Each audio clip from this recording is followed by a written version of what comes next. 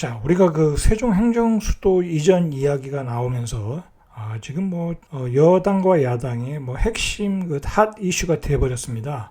자, 그리고 그 관련 기사들이 계속 연일 뜨고 있는데 왜 이런 문제들이 일어나고 있는가? 자, 우리가 한번 그 본질을 한번 파헤쳐 볼 필요가 있어요. 제가 보기엔 지금 여당이 들었으면서 부동산과 어떤 정치 둘 간의 관계가 굉장히 밀접해졌어요. 둘 간의 함수관계라고 해야 될까요? 자, 이렇게 타이틀 한번 소제목을 정해봤습니다. 아파트와 정치 함수관계가 지금 여당만큼 그렇게 밀접한 경우가 없었다는 거죠. 예를 들어서 박근혜 정부 부동산에 무슨 핫 이슈가 있었던 거 아니었죠. 그 다음에 이명박 때, 김대중 대통령 때도 그렇게 부동산과 정치가 그렇게 어떤 핫 이슈는 아니었죠. 왜 정치와 부동산과 함수 관계가 이렇게 밀접해졌나? 우리가 그걸 한번 살펴보죠. 자, 어쨌든 아파트와 정치 함수 관계가 지금 여당의 정부에서는 커진 건 맞다. 자, 지금 여당은 결과적으로 아파트 가격 폭등이 아킬레스건이 되었어요. 자, 지금 여당의 실정을 이야기할 때 보통 아파트 가격을 폭등시켰다. 자, 그거 아닙니까? 결국은 그게 이제 지금 여당을 발목을 잡는 아킬레스가 되었다는 거죠. 자, 그러면 과연 지금 아파트 가격 폭등이 이제 여당의 책임인가? 우리가 한번 그걸 또 원인을 파악해 봐야 되겠죠. 제가 예전에 그 유튜브에서도 말씀드렸지만 반은 맞고 반은 틀리다. 자, 이 부분에 대해서는 반은 맞고 반은 틀린 이야기다. 자, 왜 반은 맞고 반은 틀리냐? 자, 지금은 그 세계적인 유동성, 초저금리로 시장에 풍부한 그 유동성 머니가 공급이 됐습니다. 6% 하던 금리가 지금 2% 초반대 아닙니까? 주담보 금리로 보면 2% 초반대 금리까지 떨어진 거죠. 예금 금리는 1%밖에 안 되고. 자, 그러니까 시장에 풍부한 유동성이 공급이 되니까 이렇게 집값이 올라가는 거예요. 예전에 3억 주고 사던 집을 6억 주고 살 수가 있는 거예요. 금리가 떨어져서 내가 부담할 수 있는 이자가 많지 않으니까 이렇게 사고 있는 거예요. 자, 지금은 사상 초유의 초저금리 시대이다. 자, 이게 우리나라만의 문제가 아니라는 거죠. 세계, 중국, 미국, G2, 유럽 전부 다 그렇다는 거예요. 호주도 그렇고. 자, 그래서 그 모든 나라의 부동산이 폭등을 하고 있다는 거예요. 폭등. 자, 그러니까 우리나라만 일어나는 현상은 분명히 아니라는 거죠. 그러니까 이 정부에다 대고 당신네들이 집값을 폭등시켰다라고 얘기하기는 반은 맞고 반은 틀리다는 얘기예요. 자, 그런데 얼마나 많이 올랐냐 이거죠. 얼마나 많이 올랐냐. 자, 그것은 이제 각국을 비교를 해야 되는데 거기까지는 나갈 수가 없는 거고. 자, 어쨌든 중요한 것은 정부가 그러한 시장, 그렇다면 이제 시장에 매매가 활발하게 된다고 하면 두 가지를 해야 되겠죠. 투기 세력을 근절하든지, 그러니까 가수요를 근절하든지, 아니면 시장의 공급을 하든지. 자, 그런데 그 두 가지를 못한 거예요. 시장의 공급량을 더욱 공급을 시켜야 되는데 그걸 못했다. 그걸 실기했다는 거죠. 그 부분에 대해서 질책을 하는 거죠. 예를 들어서 중과세 규제를 한다든지 임대사업자를 등록시켜준다든지 그 다음에 여러 가지 제도 자체가 22개의 대책 자체가 시장에서 공급량을 말라버리는 대책이었다는 거죠. 자, 그리고 부동산 투기 세력에 대해서 너무 늦게 대응을 했어요. 제가 보기에는 갭 투자라든지 법인 규제라든지 특히 법인 규제, 자, 그런 부분에 대해서 너무 늦게 대책을 내놨다는 거죠. 오히려. 자, 그래서 집값이 폭등해가지고 지금 아파트 가격의 모든 폭등의 원인, 그리고 부동산 정책의 실패 원인은 지금 여당이 뒤집어 쓰게 된 꼴이 됐다는 거죠. 자, 그래서 이러다 보니까 언론이 이 정부의 약점을 파고들 때는 아파트 폭등이에요. 아파트 폭등. 무조건 이 지금 여당 더불어민주당과 아파트 폭등은 프랭카드의 어떤 단어가 돼버린 거예요. 그러니까 이 정당을 공격할 때는 아파트 폭등을 가지고 이야기를 하는 거죠. 자, 그런데 최근에 집값이 엄청나게 폭등을 하지 않았습니까? 코로나 바이러스 이후에 금리가 더 낮아졌으니까 그 유동성의 쓰나미가 부동산 시장으로 급격하게 몰려 들어왔어요. 이때가 기회다 하고. 자, 그런 상황에서 어떤 정부는 국면 전환도 필요했겠죠, 물론. 자, 그리고 임기 말 아닙니까? 이제 대통령도 이제 임기 후반기로 가는 시기이고, 그리고 지금 여당이 가지고 있는 어떤 정책을 펼치기 위해서 나름대로 지방 국토 균형 발전이라는 나름대로 여당의 정책 노선이 있지 않습니까? 자, 그것을 이제 임시국회 개원 때 그 원내대표 김태년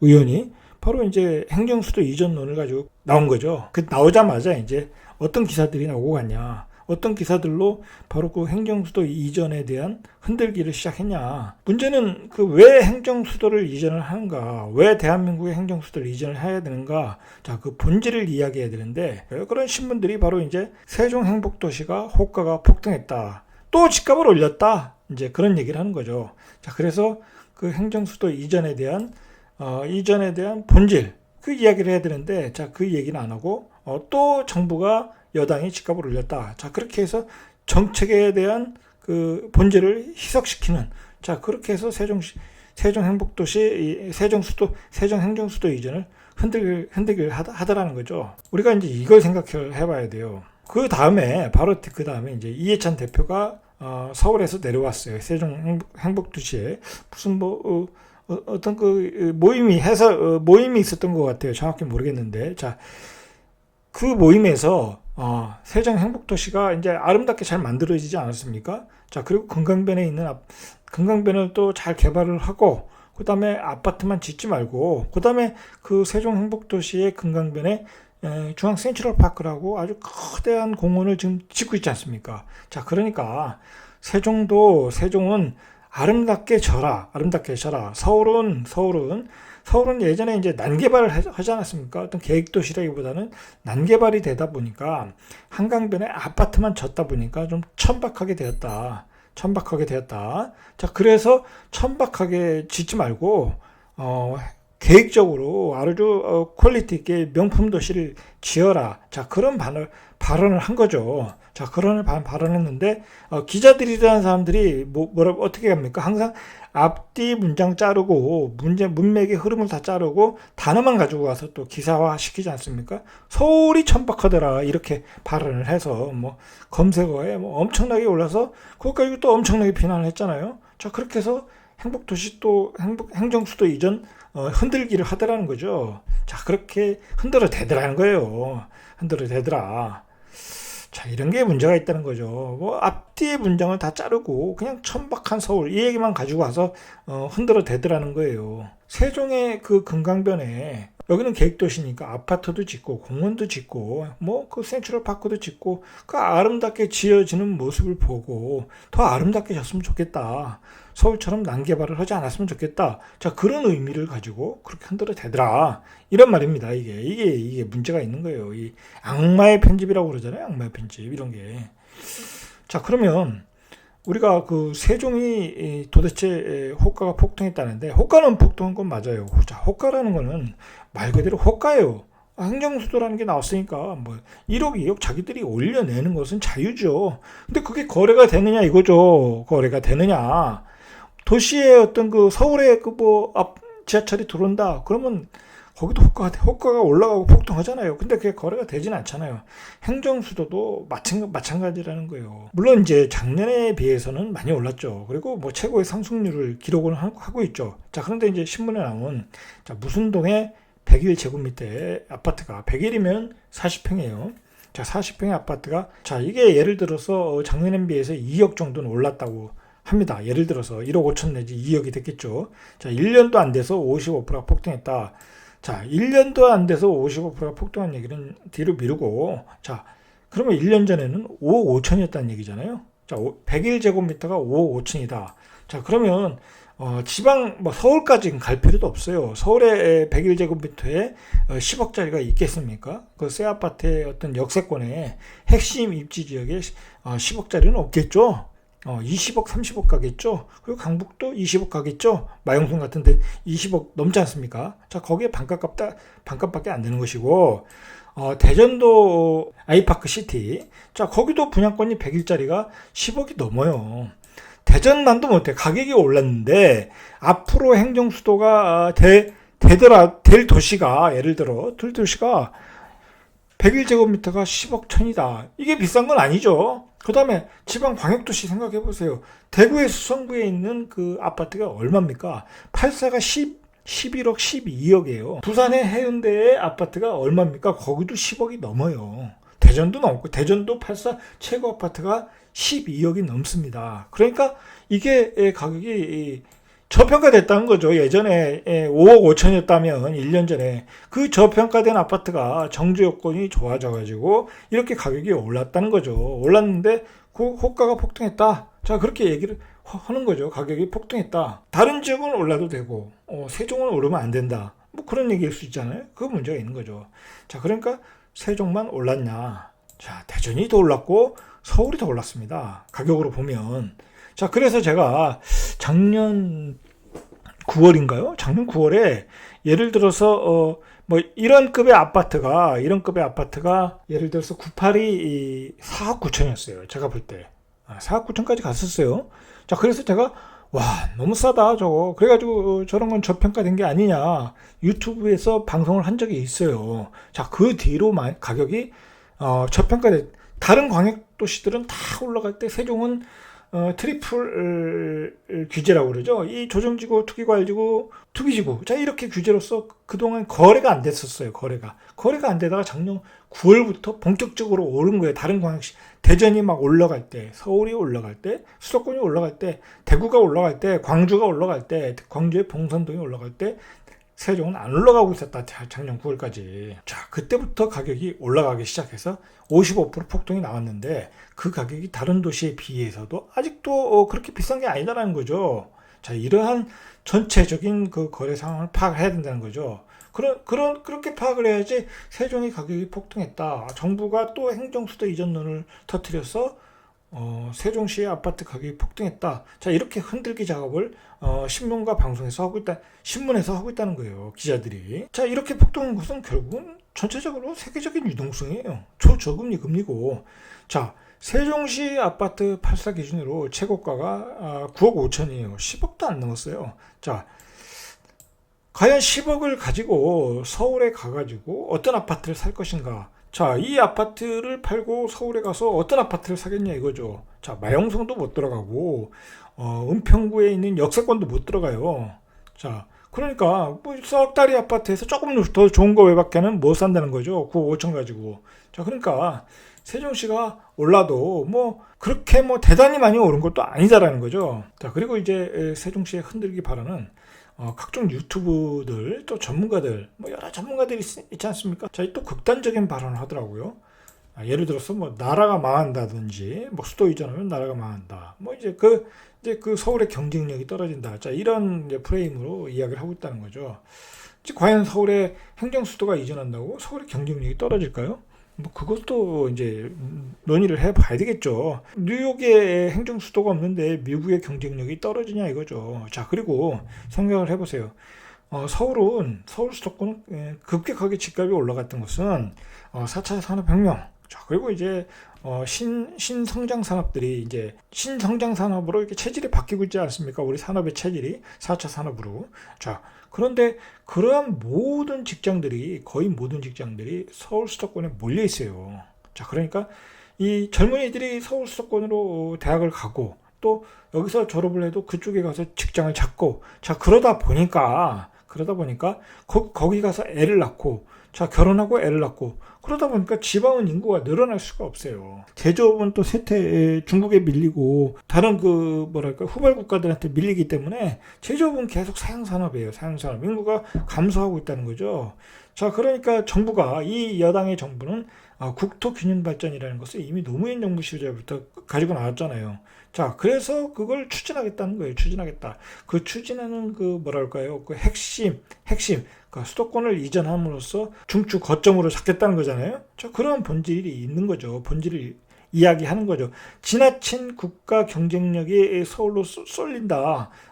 너무 쏠린다. 자, 그거에 대해서 이제 좀 균형 발전을 해야 되겠다라는 그런 시각으로 보고 있다는 거죠. 자, 본질은 아파트 가격이 아니라 국토 균형 발전이라는 거죠. 자, 이러한 차원에서 논의가 돼야 되는 거죠. 또 담론이 이루어져야 되는 거예요. 담론이.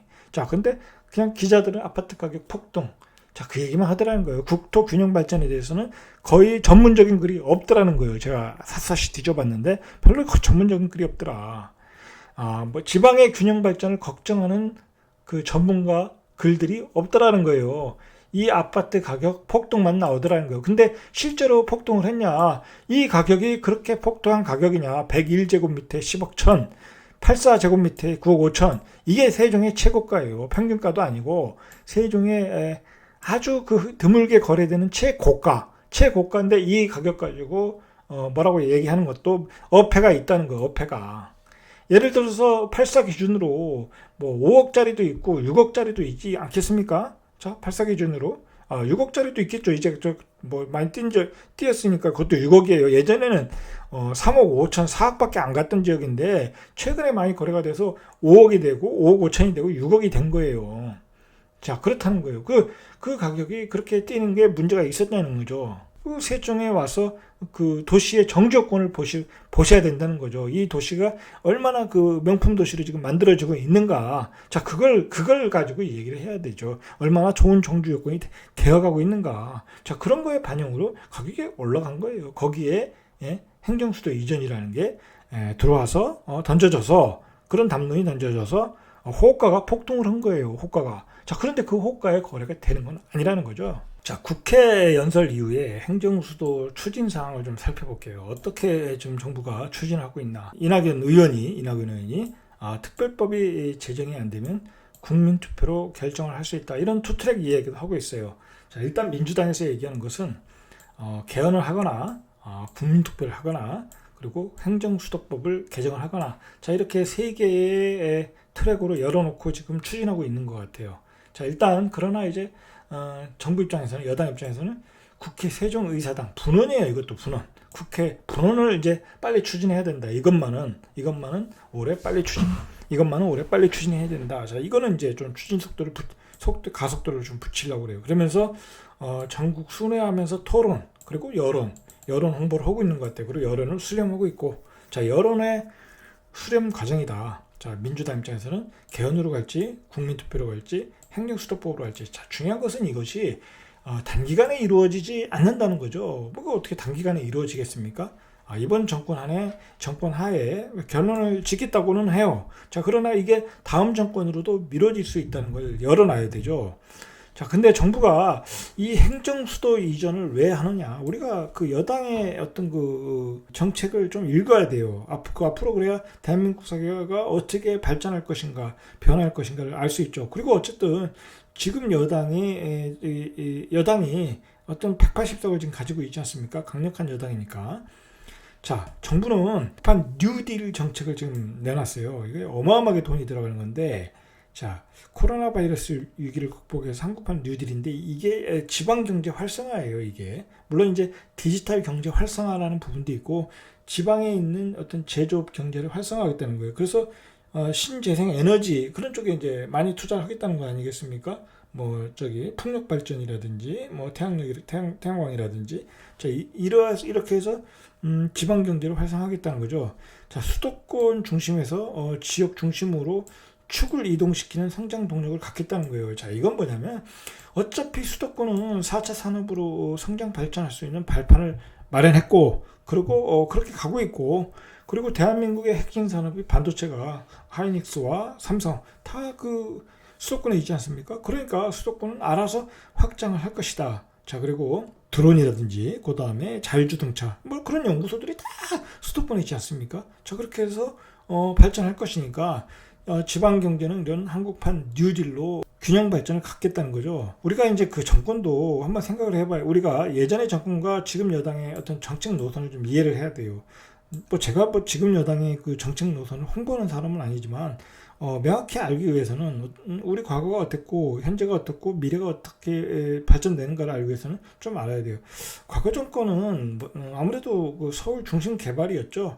물론 이제 박정희 대통령 때는 뭐 구미에도 짓고 창원도 짓고 어떤 제조업 전성기에 어떤 그런 공업단지들을 많이 중화 공업단지를 많이 만들었지만 뭐 그 이후로 그 신군부 정권 들어오면서 서울 중심 개발이 본격적으로 됐죠. 뭐 그거에 제일 혜택을 받은 게 강남이고 오늘날 강남의 집값은 폭등할 수 있었던 것도 그런 배경이라는 거죠. 자, 지금 여당은 강남에 대해서는 강남 개발에 대해서는 어떤 거부감을 가지고 있죠. 그래서 재개발, 재건축하는 것 자체가 어떤 특혜를 주는 거라고 생각하지 않았습니까? 그래서 이제 뭐 초과이익 환수제도 하고 그러다 보니까 분양가 상한제도 적용하고 그러다 보니까 이제 강남 재개발이 이루어지지 않는 거죠. 자, 지금 여당은 노무현 정부 시절부터 국토 균형 발전을 가지고 어떤 정책의 철학으로 들고 나온 거죠.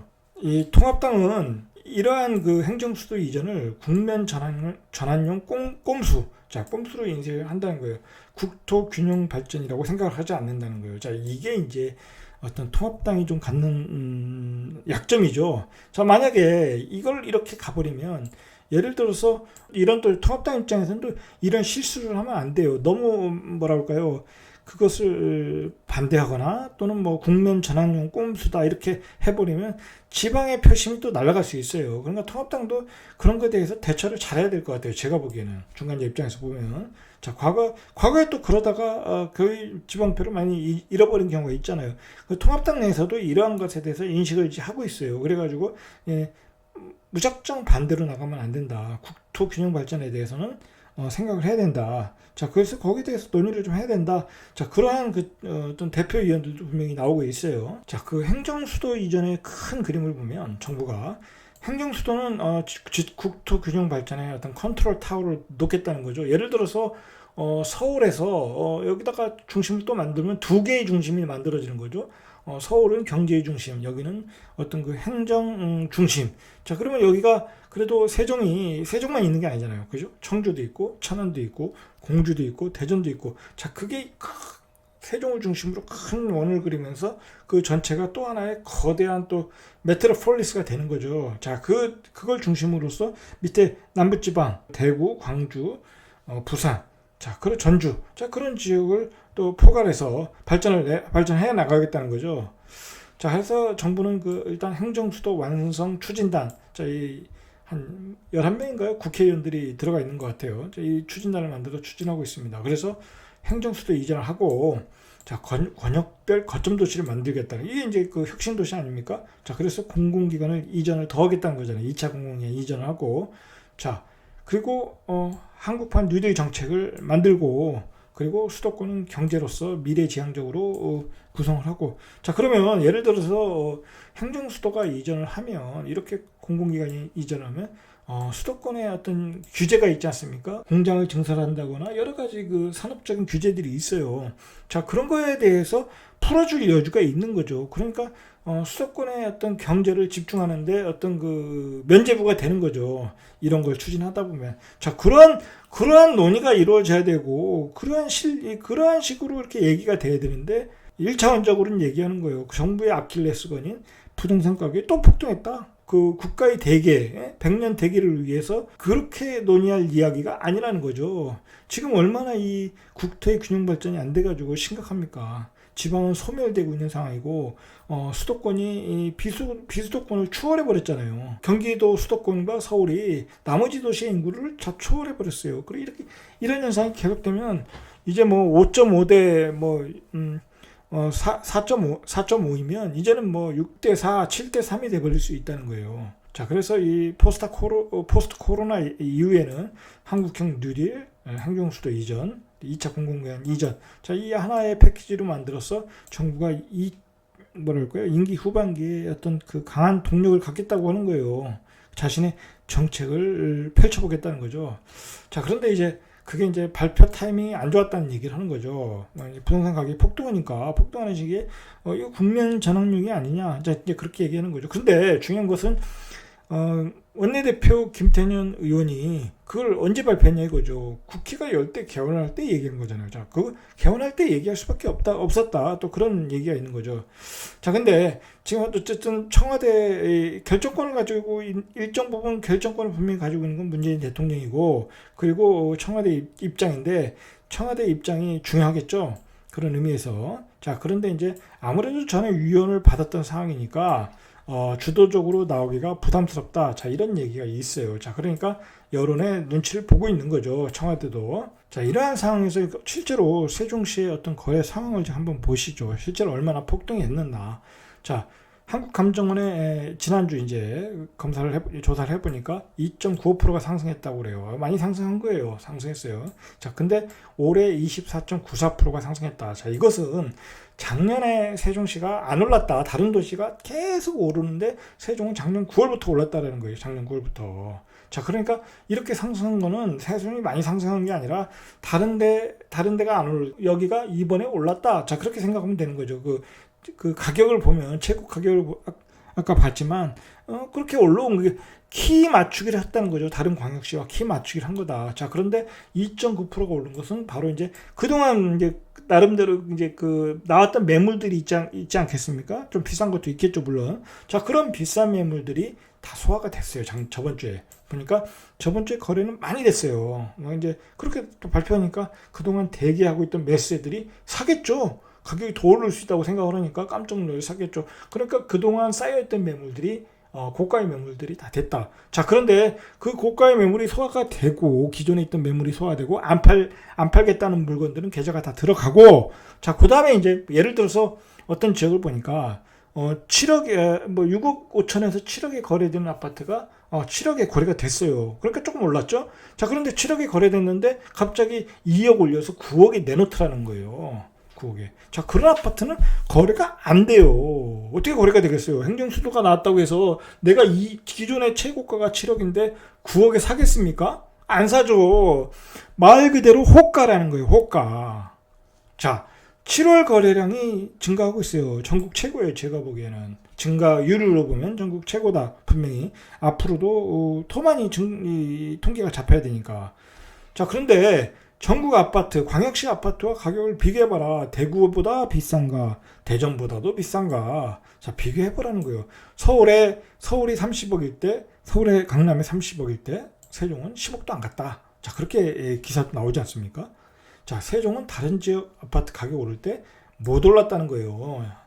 최근 몇 년 동안 2017년에 삼중규제가 들어오고 본격적인 상승을 시작한 건 2019년도이고 코로나 바이러스 때문에 주춤했는데 다른 지역도 상승할 때 세종도 올라갔겠죠. 다른 지역 다 올라갔지 않았습니까? 그런데다가 요번에 행정수도 이전하니까 그 쌓여있던 매물이 다 소화가 된 거예요.